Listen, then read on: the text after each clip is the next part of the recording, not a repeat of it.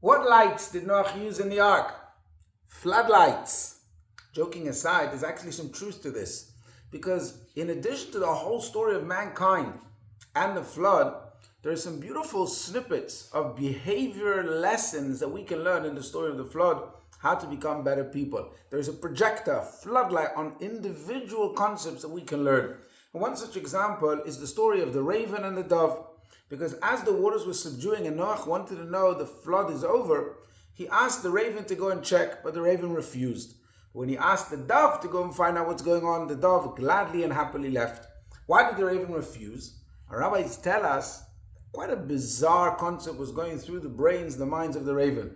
The raven suspected Noach that the reason why he wants to send him away is so that Noach can engage in wrong relations with Mrs. Raven. He'll do something immorally wrong with his wife. So therefore he said, I'm not leaving. Whereas the dove happily left and had no suspicions. Let's think about it. Why is that?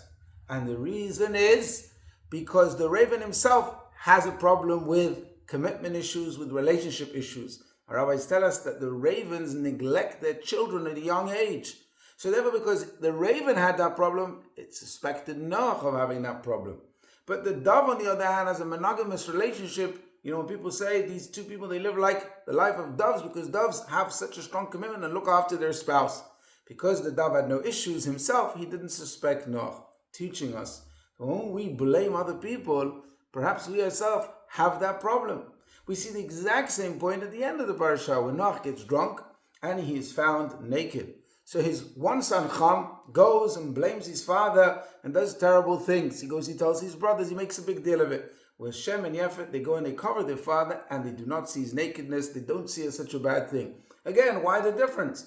Because Ham himself had an issue with his nakedness, so to speak. He was the only one engaged in marital relations in the ark, which was forbidden. It's hinted in the fact that the Torah tells us that when Ham left the ark, he left with Canaan, his son. Although Canaan didn't enter, he left with him. That teaches us that he was born in the ark. He did something which was morally wrong. And that's why when he saw Noach naked, he made a big deal out of it. But it was his issue. Whereas Shem and Yafet, they were okay in this area. They saw no problem. They didn't blame their father. And therefore what this teaches us is that when we point a finger at somebody else, there is three fingers pointing at us. This parasha teaches us, be careful before you blame others. Is it really an issue with the other person? Or perhaps do we have a problem that we need to fix? Wishing you Shabbat Shalom.